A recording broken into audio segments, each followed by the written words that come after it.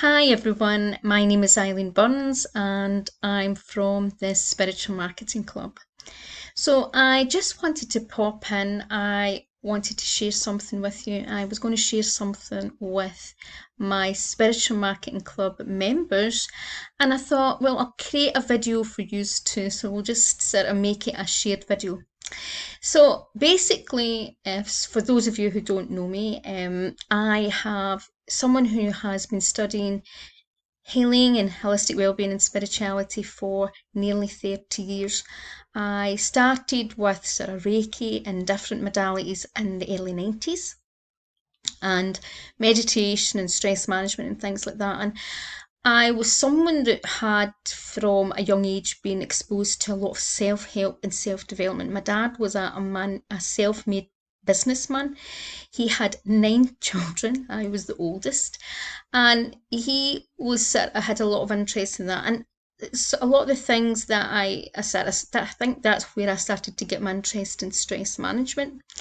Um, I was someone that I had a lot of rare medical challenges that the mainstream medicine couldn't really help me with. I had, from an infant, I developed a rare disease called Parry-Romberg's disease, which basically, if you can see, I have an indentation. It basically causes bone loss and facial tissue loss in face, and basically that it can be really complicated for some people. Fortunately for me, it wasn't that serious, but I did develop other complication in my 20s, which no one could tell if it was related to Parry-Romberg's. I also had mercury poison. Basically, mercury put up a root canal, not the tooth, but an actual root canal, and I was bitten at 14, which appears now to be tick bite. So I had a lot of things going on. And I was diagnosed, they had originally diagnosed me with ME plus, as if there was a lot of mystery things they couldn't have. I had things like paralysis, and then it was discovered I had a hole in my eye and I could lose my eye. And it was like a whole history of very complicated, a sort of medical mystery it basically was, but conditions that nobody really could explain. So I went down the holistic route. I was never a pill popper, and I didn't really want to go down that route. So I went down the holistic route, and to be quite honest, mainstream medicine couldn't really do anything for me. And that led me into my own healing path into this sector. And it also made me a huge, huge consumer of the holistic sector because of the fact that nobody could do anything for me. In my 20s, I spent a large part of my 20s predominantly bedbound and housebound at times. I was so ill. And the only way that it seemed to be was me paying for things to help me that actually would give me a little bit of help, And it wasn't till I got to just nearly 30 that I started to have some of my mobility came back, and I started being self-employed, but I still was very ill. And looking back, it probably wasn't the wisest thing to do, but you've got to understand I'd spent 7 years being very ill and I just wanted that little bit of hope to keep me going. I started an online business which, developed. It was like I had an online website and it was selling online products, online health directory for holistic therapists. And also then it was so that I could slowly and gently build up my business as a therapist and in stress management because I had limited stamina. And eventually then I got to, you know, a few years later, I got to the stage where I was able to actually go and I taught in schools. I'd done an hour here, an hour there, and that built up and built up. And I taught meditation, stress management, and I'd done stress management further into university level. And that's when I started getting more work in what we call like the NHS, charities, education sector, doing a lot of types of sort of work. But my marketing, even though in those days most marketing was done, it wasn't actually done online. Well, particularly, over 20, it's well about 20 years ago. I was probably quite ahead of my time, and I used to do things like coding and SEO. And I had a sister that was very into branding and marketing. I learned a lot for her. I'd also been someone who was into design, had when I left school, I trained in fashion design. So I had an interest in creativity and graphics and things like that. And that led me to end up helping a lot of fellow coaches, healers, and therapists with their business.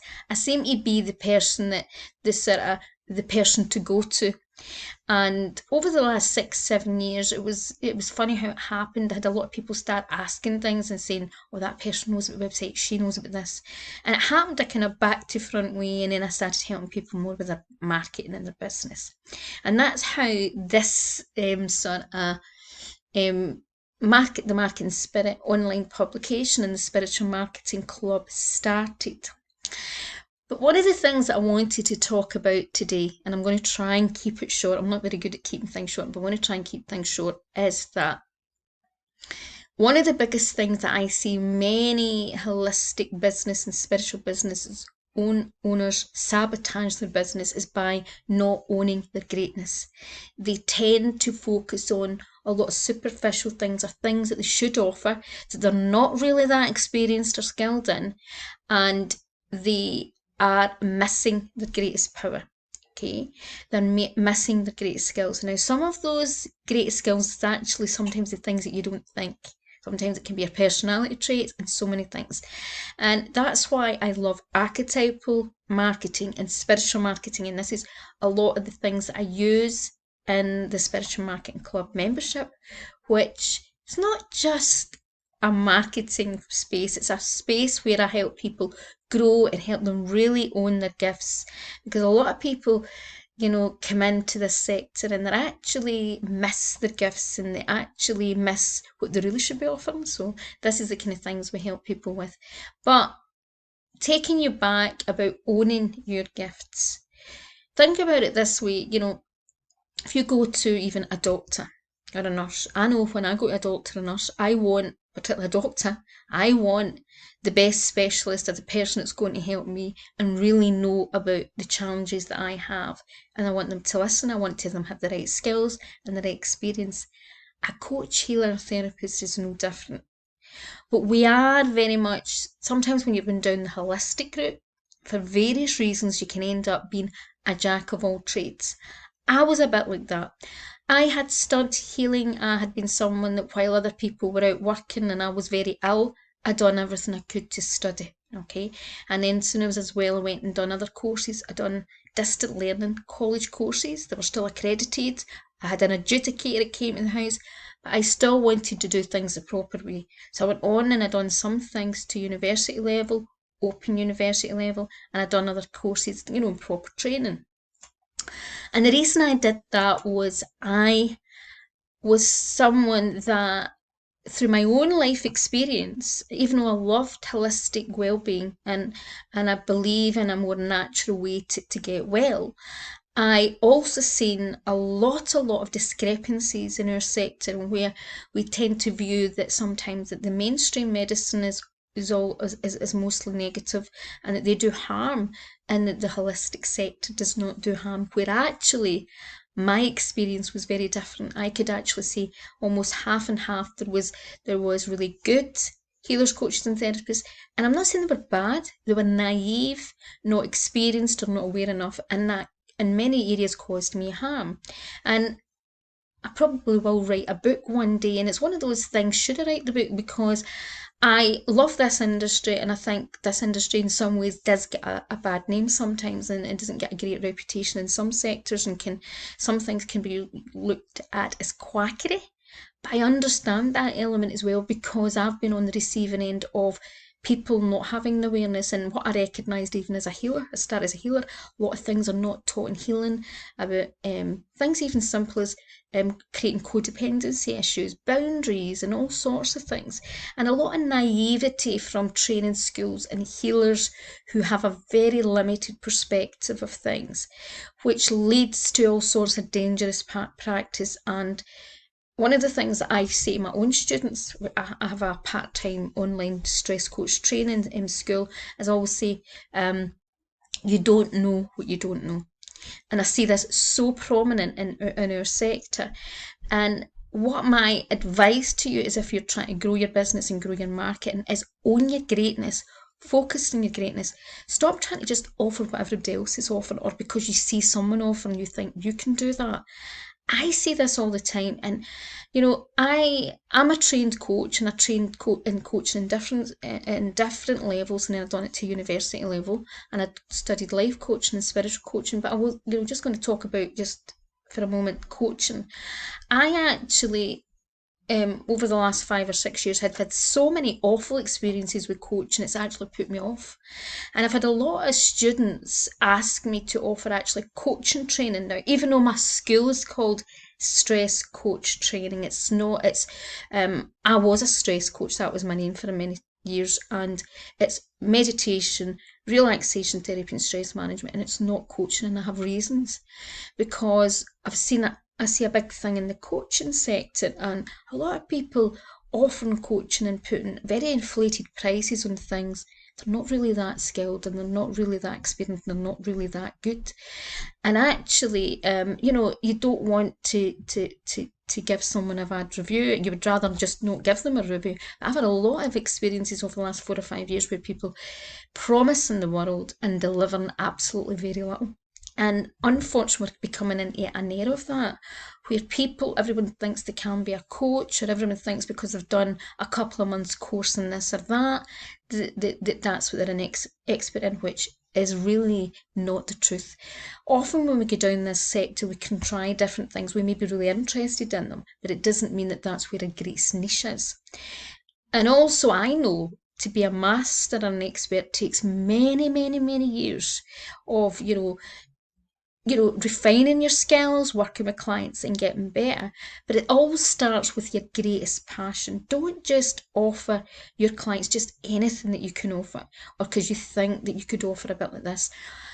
I've had a lot of experiences where people actually copy my work, and I see this a lot about my freebies. And sometimes people have worked for me, or other students have come back and said, "Oh my goodness, Simon, you're not going to believe that such and such has literally just copied what you did." Now, in some ways, it's very sad, but I know that on a level, if they're doing a free course with me, or a small course, and I'm giving something out, that in many cases they don't really fully understand, and they don't have my background, so there's not a threat and there's not that. But in many ways, I feel sad, because that's the way the industry is going. Many people go into groups, sign up for things just to get ideas, what they can do, because they're not focusing on what they're here to do. And my work is all about helping people focus on what you are here to do and where your greatest strength is. And yeah, we all have to start somewhere, but in your marketing and when you're growing your business, if you can focus on where your greatest skills are and your greatest strengths, believe me, things get so much easier and things get so much more powerful. So my advice to you this week is to look at your business, really look at your skills and be really honest, and look and say, right, where have I got the most experience, but where have I really got the strength? Now think about how long someone takes to be a coach or a nurse and these type of vocations. Just like any other job you did, you do your training, you become that, but you're still not really that great at that skill until you have certain areas of experience. But the key thing is, each person, no matter what job you have done before, you will bring skills with you from that previous job, and these are your biggest strengths. So if you were a great listener, if you're very compassionate, if you're very creative, whatever that is, you bring that and you make part of that. You maximise the gifts that you already have. And if you're struggling to really know what your gifts are, I have a fabulous course that's really, it's at a very low price. It's only $9.99, and everyone is quite gobsmacked in a way, and how powerful this guided meditation has been. It is not your average guided meditation. I think it's about 43 minutes long, but it really helps you strip back what you're not and helps you see more of who you are. So if that's something that you're interested, it comes with a workbook, and at the moment, until the end of March, it is available at only £9.99. So that is something that could really support you. Now, while you're on, I'm actually going to just share you the card of the week. So these cards are actually from the Akashic Realm Messengers, and they have been created by Patricia Mazakian, someone that I've done a lot of kind of channeling and different types of work for a few years on her Akashic, I think it's the Akashic Records training school, is it? Or the Akashic, I always forget the name. But if you look at this card, okay, now it is, I'm just going to read out because it's the pronunciation of some of these names, but basically it's Niriel, I think it's Niriel, Niriel, and Niriel is the teacher of vision fulfillment, and it's all about you stepping forward in your power and stepping forward in the vision that you want. Now, if you do not focus on your greatest strengths, if you're too busy looking at what everybody else is offering and wishing that you were at a certain level, you will never grow. And we live in a society that everybody seems to want everything at a press of the button. And even I see this, I get students who are people inquire in my training school, which I'm shocked at. They ask if they can do the training in 2 days or something, and I think, oh my God, and it's they just want the certificate, and they just want to have this title and this name and be seen to be able to do that. And if you are, an experienced healer or coach or therapist, we all know there's learning and there's unlearning, and it takes a long time. But if you focus on what you're really good at, okay, and you can build foundations in your business around what you're great at, you're passionate about, things get so much easier. So this is about your vision fulfillment. If you see, he's got a book and he's showing, you can step forward, you have the knowledge, you have certain areas of wisdom, and you have a purpose.